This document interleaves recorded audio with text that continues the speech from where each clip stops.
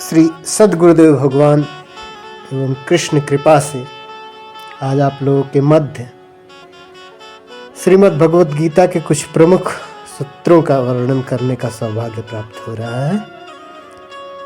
सर्वप्रथम मैं आंग्ल नववर्ष की बधाई आप सभी लोगों को देना चाहूँगा। आप सभी लोगों के लिए यह नववर्ष सुख एवं समृद्धि का संवाहक बने, मैं ऐसी कामना व्यक्त करता हूँ। मन की चंचलता से सांसारिक कार्यों की सिद्धि में बहुत ही रुकावट आती है एवं व्यक्ति को आध्यात्मिक उन्नति भी प्राप्त नहीं होती।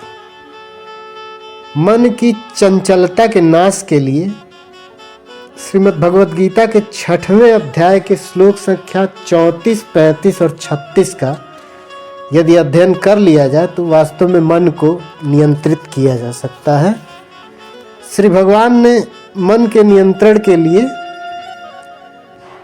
इन श्लोकों में बड़े ही अच्छे उपाय बताए हैं जिनसे मन की चंचलता का नाश होता है और व्यक्ति आध्यात्मिक, सामाजिक, आर्थिक उन्नति को प्राप्त करता है और मोक्ष के मार्ग पर बढ़ने लगता है।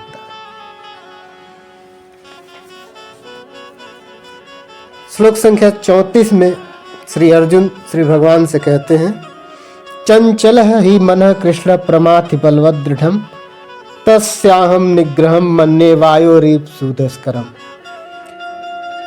अर्थात हे कृष्ण, चूंकि मन चंचल अर्थात अस्थिर, जो स्थिर नहीं रहता है, एक जगह टिका नहीं रहता है, उच्छृंखल, हठीला तथा अत्यंत बलवान है, अतः मुझे इसे वश में करना वायु को वश करने से भी अधिक कठिन लगता है। जिस प्रकार से हम वायु को वश में नहीं कर सकते, उसी प्रकार से इस मन को वश करना ठीक वैसा ही मुझे प्रतीत होता है।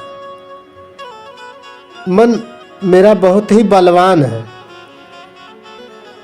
और इसका जो आग्रह है वह भी बहुत ही बुरा है। यह बुद्ध के नियमों का पालन नहीं करता।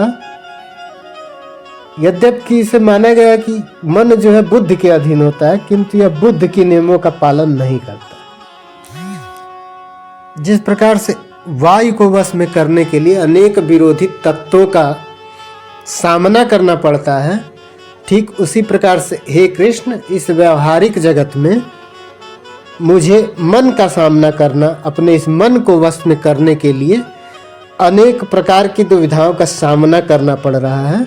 और जिस प्रकार से वायु को वश में नहीं किया जा सकता, मैं भी उसी प्रकार से अपने मन को वश में नहीं कर पा रहा हूँ। हे कृष्ण, मैं संसारी पुरुष हूँ, कृपया मेरा मार्गदर्शन करें कि इस मन को मैं किस प्रकार से वश में करूं। वास्तव में जो यह हमारा मन है, यह भौतिक शरीर रूपी रथ पर विराजमान है और बुद्धि इसका सारथी है। मन लगाम है तथा इंद्रियां घोड़े हैं। इस प्रकार मन तथा इंद्रियों की संगत से यह आत्मा सुख या दुख का भोग करता है। ऐसा बड़े बड़े विचारकों का कहना है, चिंतकों का कहना है।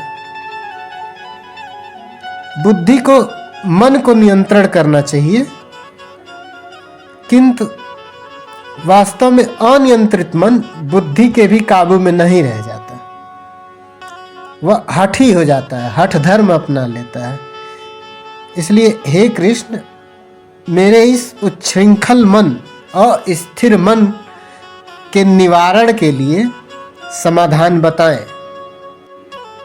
श्री भगवान उवाच, भगवान ने कहा, असंशयम महाबाहो मनो दुर्निग्रहम चलम अभ्यासेन तु कौन्तेय वैराग्येण च गृह्यते। अर्थात हे अर्जुन, हे महाबाहु कुंती पुत्र, निस्संदेह चंचल मन को वश में करना अत्यंत कठिन है, किंतु उपयुक्त अभ्यास तथा वैराग्य द्वारा ऐसा संभव है। तात्पर्य यह है कि मन तथा इंद्रियों को अपने वश में करना, ब्रह्मचर्य पालन एकांतवास आदि कठोर विधि विधानों से मन को नियंत्रित करना संभव है। व्यक्ति एक वैराग्य धारण कर ले। वैराग्य का अर्थ क्या होता है कि वास्तव में हे कृष्ण तुम ही इन सभी चीज़ों के मालिक हो। वैराग्य वास्तव में क्या है कि हे कृष्ण आप इस संसार के समस्त भौतिक एवं अभौतिक पदार्थों सभी प्रकार की घटनाओं के नियंत्रण करता है। ऐसी भावना मन में लाना और स्वयं को किसी भी चीज़ का मालिक नहीं होने की मौन सहमति दे देना ही वैराग्य है कि मैं किसी चीज़ का मालिक नहीं हूँ। भगवान मालिक है, भगवान करता धरता है। तो इस प्रकार का भाव मन में लाना ही वैराग्य है। पदार्थों से विरक्ति हो जाना यही वैराग्य है। कहा गया है कि वैराग्य का अर्थ यह नहीं कि हमने गेरुआ पहन लिया और निकल गए। नहीं, ऐसा कुछ नहीं है। मन न रंगावे रे रंगावे जोगी कपड़ा, मन को रंगाना पड़ता है। मन यदि रंग गया तो आप वैरागी हैं, मन नहीं रंगा तो वैरागी नहीं है। मन को जिन सांसारिक कार्यों से आसक्ति हो जाती है और जो कृष्ण से दूर ले जाने वाली है, जब व्यक्ति को यह महसूस होता है कि यह सांसारिक कार्य मुझे कृष्ण से दूर ले जा रहा है, तो वो कृष्ण की ओर अगर बढ़ना चाहता है तो उन कार्यों के प्रति धीरे धीरे अनासक्ति हो जाती है। और ऐसा ही भाव मन में आना कृष्ण भावना भावित होने के लक्षण है। कृष्ण भावना भावित नवधा भक्ति का आचरण करता है, श्री भगवान की नवधा भक्ति का आचरण करता है, जिससे उसे इस संसार में अत्यंत सुख प्राप्त होता है। जिस प्रकार से क्षुधा पूर्ति हेतु यदि कोई व्यक्ति भोजन करता है तो उसे भोजन से आनंद प्राप्त होता है, ठीक उसी प्रकार से कृष्ण भावना भावित व्यक्ति अपने मन को नियंत्रित करके, अपने इंद्रियों को अपने वश में करके, ब्रह्मचर्य का पालन करके, एकांतवास करके कृष्ण की तरफ जब बढ़ता है तो ठीक वही आनंद उसे प्राप्त होता है जो कि एक क्षुधा पूर्ति के लिए भोजन किए गए मनुष्य को प्राप्त होता है। भोजन से वही भजन से प्राप्त होता है, कृष्ण के भजन से प्राप्त होता है कृष्ण भावना भावित व्यक्ति को। तो निरंतर कृष्ण का भजन करते रहने से मन को नियंत्रित किया जा सकता है।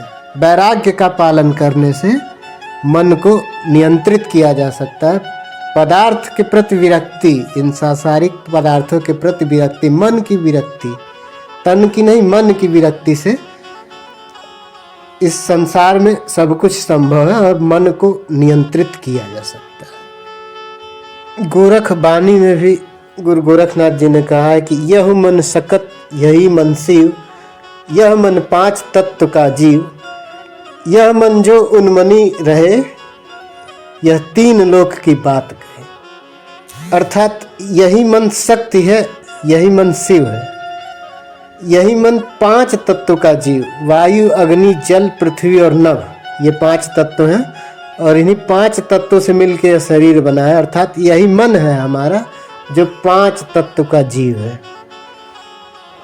यह मन जो उन्मनी रहे तो तीन लोक की बात कहे। अर्थात यह मन अगर उन्मुख हो जाता है तो तीनों लोकों की बात कहता है।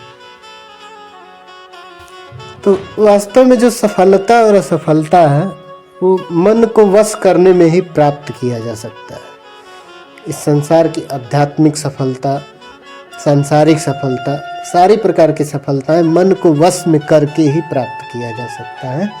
इसलिए श्री भगवान ने अर्जुन के संशय का नाश किया, वैराग्य और इंद्रियों के निग्रह, ब्रह्मचर्य आदि को बहुत ही अच्छा साधन बताया कि इस मन को किस प्रकार से वश में करना है। श्री भगवान पुनः कहते हैं असंस्यात्मना योगो दुष्प्राप इतमे मति वश्यात्मना युतु यतता शक्यो अवाप्तुम उपायतः। अर्थात जिसका मन उच्छृंखल है उसके लिए आत्म साक्षात्कार यानी कि अपना साक्षात्कार कर पाना कठिन कार्य होता है, किंतु जिसका मन संयम के अधीन है और जो समुचित उपाय करता है उसकी सफलता दृढ़ है, ऐसा मेरा मत है। कहने का तात्पर्य यह है कि भौतिक सुख सुविधाओं का प्रयोग करते हुए, भोग करते हुए योग का अभ्यास करना ठीक उसी प्रकार से है कि जैसे जलती हुई आग में पानी डाल करके उसे जलाने का प्रयास करना। जलती हुई आग में पानी डालेंगे तो क्या वह जलेगा? नहीं जलेगा, बुझ जाएगा। ठीक उसी प्रकार से भोग करके योग करना, वही भाव यहाँ पर उत्पन्न होता है। तो मन को नियंत्रित किए बिना योगाभ्यास पर समय व्यर्थ करना उचित नहीं है। इस प्रकार से योगी होने का प्रदर्शन भले ही कर लें, किंतु जब तक हम भोगी हैं तब तक योगी नहीं बन सकते। अतः मनुष्य को चाहिए कि भगवान की दिव्य प्रेम भक्ति में निरंतर मन लगाकर उसे अपने वश में करे, ब्रह्मचर्य का पालन करे और एकांतवास करे, कृष्ण भावना भावित हो जाए, जिससे मन को वश में कर सके। जब तक भोग के त्याग नहीं करेंगे तब तक योग का कोई महत्व नहीं है। इसलिए भोग का त्याग करें और योग करें, तब जाकर के इस समस्त सांसारिक एवं आध्यात्मिक लक्ष्यों की पूर्ति संभव है और मन को वश में किया जा सकता है। जय श्री कृष्ण।